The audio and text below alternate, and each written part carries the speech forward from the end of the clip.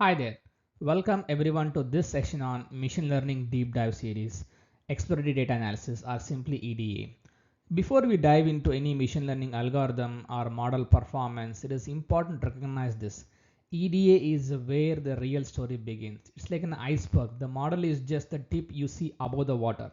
But beneath the surface lies a bulk of the work, data understanding, cleanup, exploration, all of which forms the foundation of a successful machine learning project.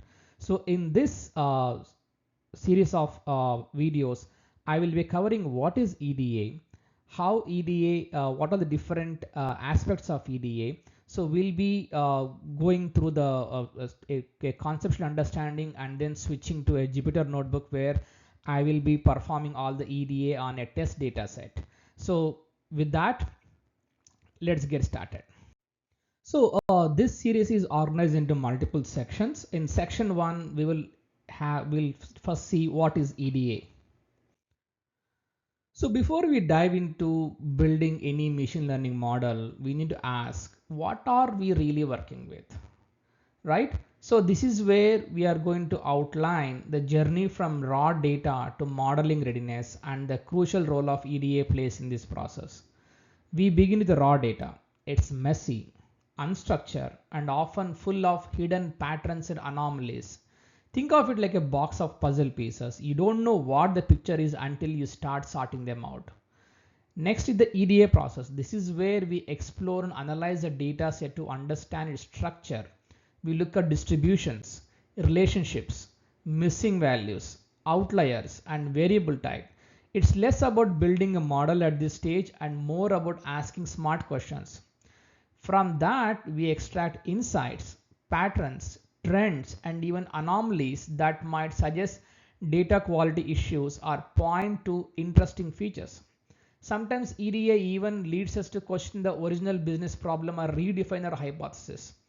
And finally, we move forward to modeling readiness. By the time EDA is complete, we have identified which feature might need transformation, which one to drop, and what needs cleaning or imputation. This set up a process successful pre-processing and modeling. In short, EDA transform raw data into actionable intelligence. Skipping it is like trying to write a book before learning the language.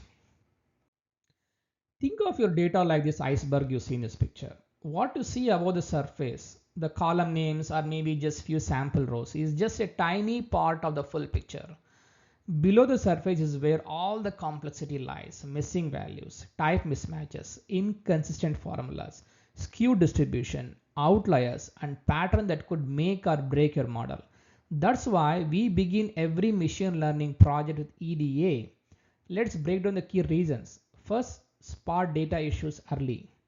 EDA helps us catching missing values, incorrect data types, or even obvious entry errors before we spend time training the model that will fail eventually. Second, avoid garbage in, garbage out. A machine learning model is only as good as the data type you feed in. If your understanding is shallow, your model will be flawed, no matter how fancy your algorithm is. Third, feature understanding. EDA helps you learn what feature might need scaling, encoding, or transformations, and which one might be useless altogether. And finally, hypothesis generation.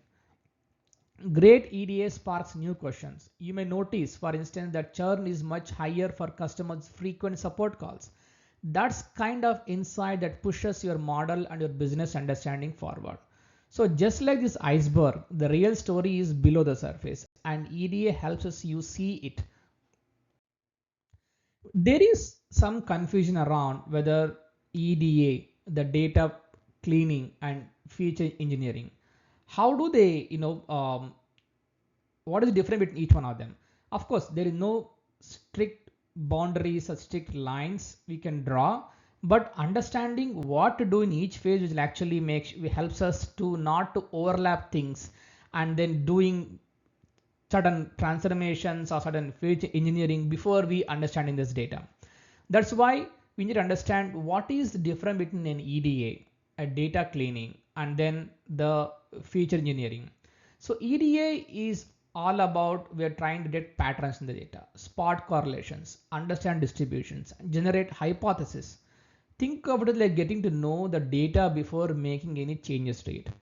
The tools here are mostly visual and statistics. Things like histograms, box plots, scatter plots, and correlation matrices.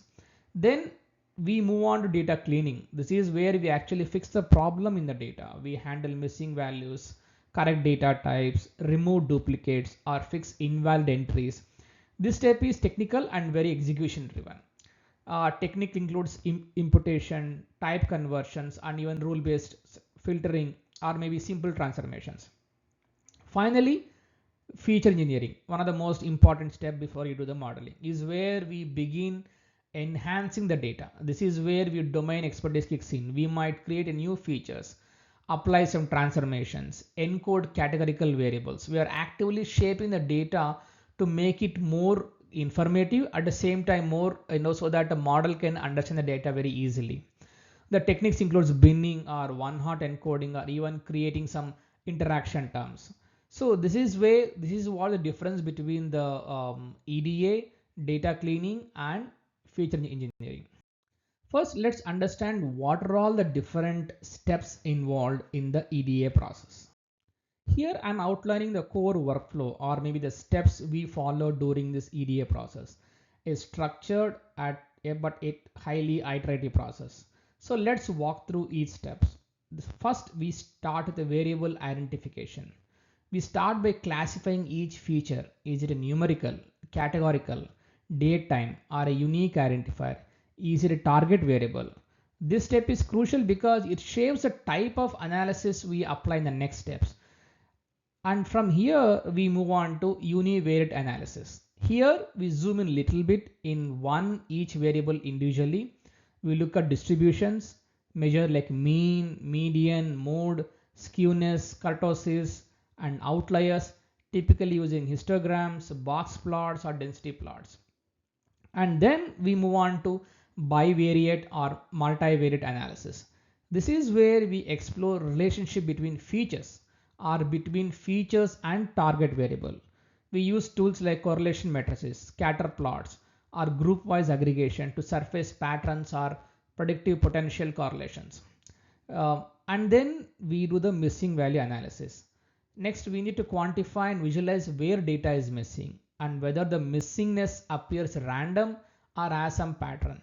This helps us decide whether to drop or fill or investigate further why this data is missing, whether it makes sense to continue our modeling with this data, right? And next we focus on detecting outliers. Outliers can skew our statistics or dominate training. We identify them using technique like z-scoring or interquartile ranges and flag them for potential removal or transformations. And then we move on to class imbalance detection, one of the most important steps in EDA. Particularly if you're doing a classification task, this step is very critical. We check if one class dominates. For example, 90% of transactions being non-fraud. Identifying this early helps us plan for resampling or maybe other techniques, which later in the pre-processing. Next, feature selection or flagging. Finally, we start marking feature, which to keep, which to engineer further, and which to drop. We are also going to talk about what is a curse of dimensionality and all the stuff, things here.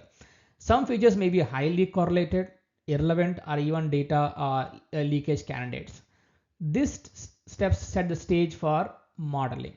So it is important to note this pipeline isn't always perfectly linear. You will often circle back based on what you discover or refine your understanding as a domain expertise weighs in. So we'll see in the upcoming slides, we'll explore each of these steps in depth, combining some theory with the hands-on code, and then so that you'll know like how this particular, for example, when we're talking about univariate analysis, how to do that using the Python, like how can you use pandas and numpy and all these libraries to perform univariate analysis. Coming up next, the variable identification part of the EDA. Let's understand what it is and how to perform it.